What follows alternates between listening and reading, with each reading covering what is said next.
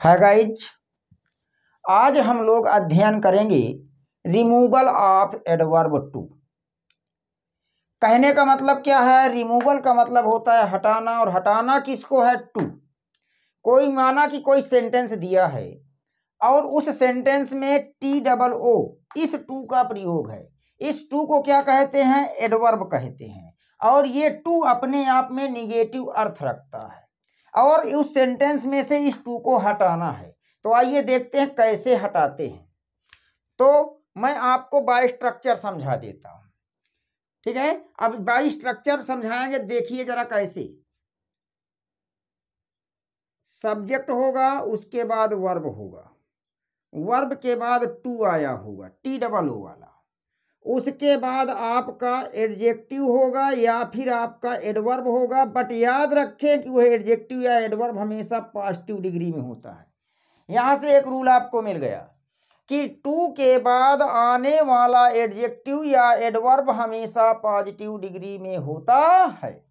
उसके बाद यहां पर आगे आ जाएगा आपका फुल इन्फिनेटिव। ये आ गया आपका फुल इन्फिनेटिव।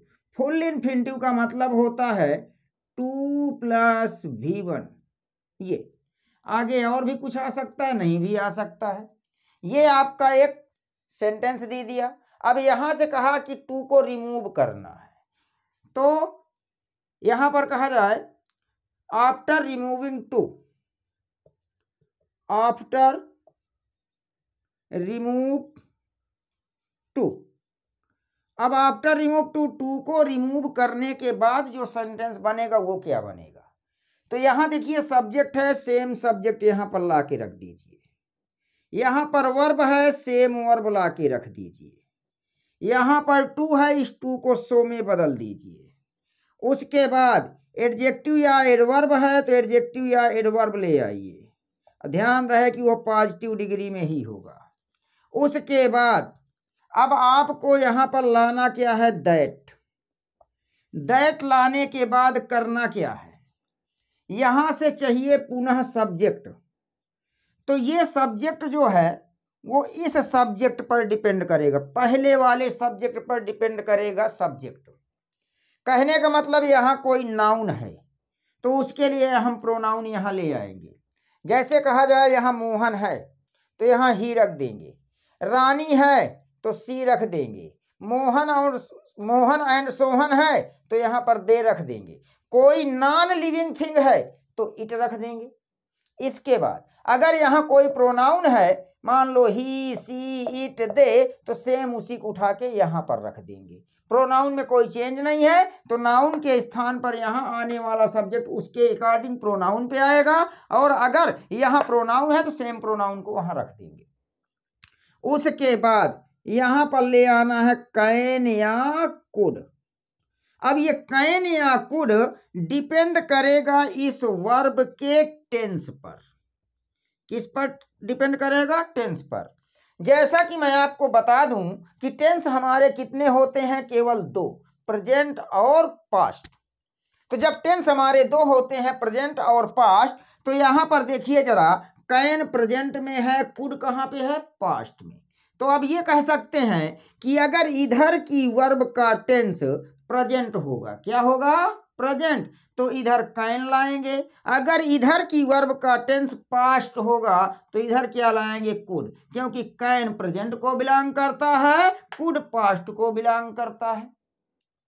तो ध्यान दीजिए कि सब्जेक्ट आपका सेम वही हो जाएगा, वर्ब सेम वही हो जाएगा, टू को सो में बदल दिया जाएगा, एडजेक्टिव या एडवर्ब सेम डिग्री पे उसी तरह रख दिया जाएगा। जोड़ना क्या है? दैट। दैट यहाँ कंजक्शन का काम करता है, और कंजक्शन के आगे पुनः हमको चाहिए सब्जेक्ट।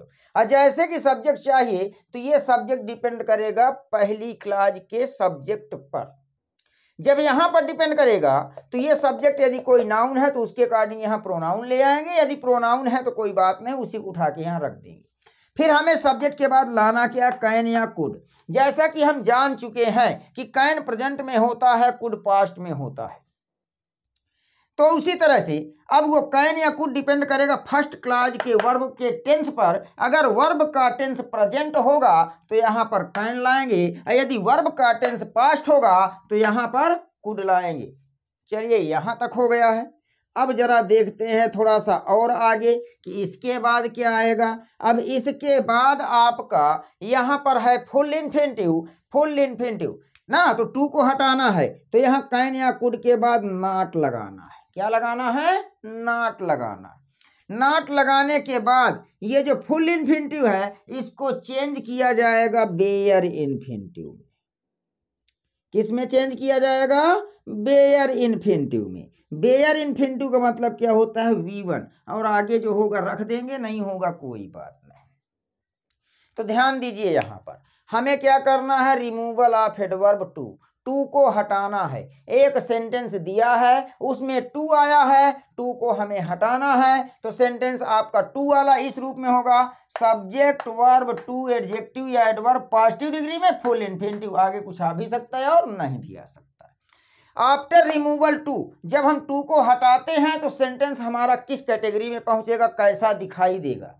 तो यहां पर ध्यान दीजिए, सेम सब्जेक्ट आ जाएगा, सेम वर्ब आ जाएगी, टू को सो में बदल दिया जाएगा, एडजेक्टिव एडवर्ब पॉजिटिव डिग्री में सेम वैसे रख दिया जाएगा। लगाएंगे क्या? दैट। दैट लगाने के बाद हमें चाहिए क्या? सब्जेक्ट। तो ये सब्जेक्ट किस सब्जेक्ट पर डिपेंड करेगा? पहले सब्जेक्ट पर। यहाँ पर लाना है फिर कैन या कुड। जैसा कि जानते हैं कैन प्रेजेंट में, कुड पास्ट में, तो इस वर्ब का टेंस देखिए, अगर कैन में है, प्रेजेंट में है तो कैन लाएंगे, पास्ट में है तो कुड लाएंगे। उसके बाद लगाएंगे क्या? नॉट। उसके बाद आपका जो फुल इन्फिनिटिव यहाँ बचा है उसको किस में चेंज करेंगे? बेयर इन्फिनिटिव में। कहने का मतलब यह है कि इन्फिनिटिव होता है लेकिन प्रयोग के आधार पर कहीं टू लगाते हैं, जहां टू लगाते हैं उसे फुल इन्फिनिटिव कहते हैं, और प्रयोग के आधार पर कहीं पर टू को हाइड करना पड़ता है। जैसे ही हम टू को हाइड करते हैं तो फुल इन्फिनिटिव किस में बन गया? बेयर इन्फिनिटिव में। टू लगा फुल इन्फिनिटिव, टू हटा बेयर इन्फिनिटिव। ये तो आपका स्ट्रक्चर हो गया। अब हम सेंटेंसेस देख सकते हैं। आइए देखते हैं जरा सेंटेंस कैसे कैसे बनेगा। तो इस स्ट्रक्चर पर देखें, जैसे कह दिया he is too old to walk. तो देखिए ही सब्जेक्ट है, इज वर्ब है, टू दिया है, ओल्ड एडजेक्टिव है, to plus V1 full infinitive है। इस बेस पर आधारित हो गया।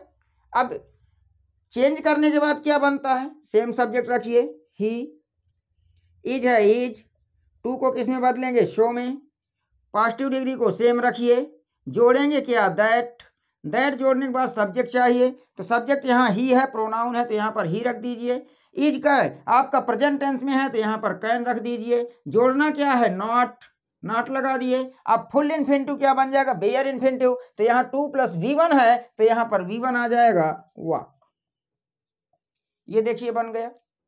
He is so old that he cannot walk. आइए और एग्जाम्पल्स देखते हैं।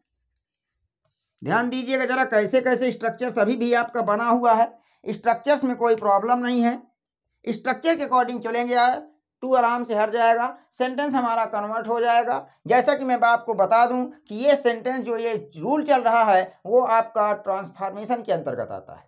ट्रांसफॉर्मेशन के अंतर्गत आने से हमें यह जानकारी मिलती है कि ट्रांसफॉर्मेशन कहता है सेंटेंस का रूप बदलिए लेकिन अर्थ नहीं बदलना चाहिए। आइए देखते हैं। जैसे कहा she is too lazy to work. She is too lazy to work. She subject, is verb, too लगा है, लेजी एडजेक्टिव पॉजिटिव डिग्री में, to verb full infinitive. Change करिए, सेम सब्जेक्ट आएगा सी, सेम वर्ब आएगी is, too को बदलेंगे show में, same adjective आएगा लेजी, जोड़ेंगे क्या? दैट। दैट जोड़ने के बाद सब्जेक्ट लाना है, इधर सी है, प्रोनाउन है तो सेम आ जाएगा सी।